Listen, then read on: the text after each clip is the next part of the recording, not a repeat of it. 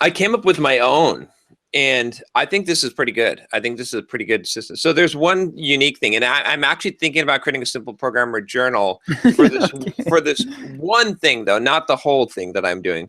So Okay. what I do now is I like the gratefulness thing, but I think sometimes it's like overused. So I put 3 things I'm grateful for every day to get in the grateful mentality. And I try to visualize it actually instead of just writing down some stuff. Like I try to visualize, like, and remember the moment, and so that I actually, because if you don't bring up the feeling of gratefulness and you just write down what you're grateful for, it's not really effective. Like it's been so overplayed, like that word has been used so much that it used to have effect, but now we tend to not. So that's the first thing I do. Then I write out what is stressing me currently.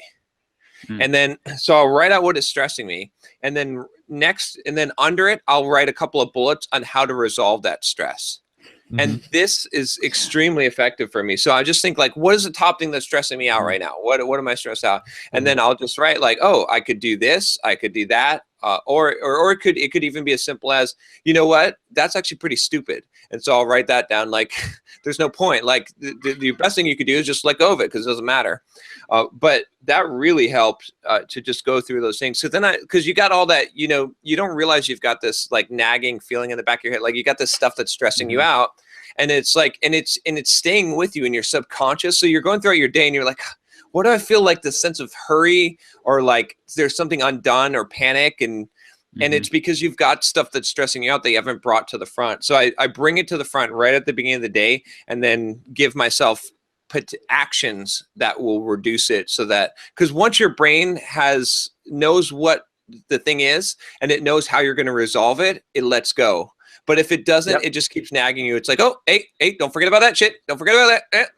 Yeah, because it's it's 10 times like worse when you're saber-toothed tiger behind the bush, right? Yeah, exactly. Yeah. It's like, and it's 10 times worse as a software developer because we are trained to do nothing except focus on that problem until it's resolved.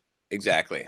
right. And so and then the third thing I go through is thoughts and ideas. So I figure out like what are like some brand new ideas or thoughts that I had for the day, just kind of like, brainstorming kind of stuff that I might implement, or, and then the final one, this is the one I'm excited about, which is I put the failures I had from the previous day or mistakes that I made. And then under them, I put bullets of what I learned from them. Right. So I think about the failure and I think about what can I learn? What is the takeaway, how to prevent this failure in the future, basically what I learned from them. And that's the thing that I think is the most beneficial. Because I was looking at these stupid journals. It's like a daily Scrum, John. Kind of. Or the Scrum retrospective or whatever. Well, some of these journals, it's like, what big wins did you have for today?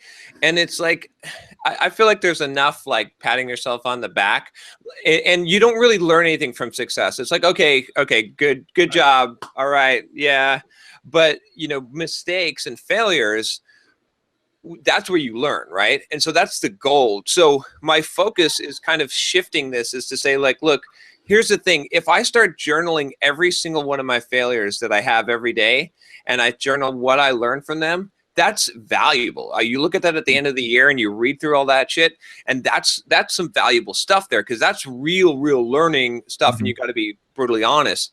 So here's my idea, is to create a failure journal. I was just going to say. A failure journal, right? Oh, gosh. And this, I think this works for multiple reasons. One, because like I said, just the benefit of like looking at your previous day and saying, okay, where did I fail and what can I learn from it?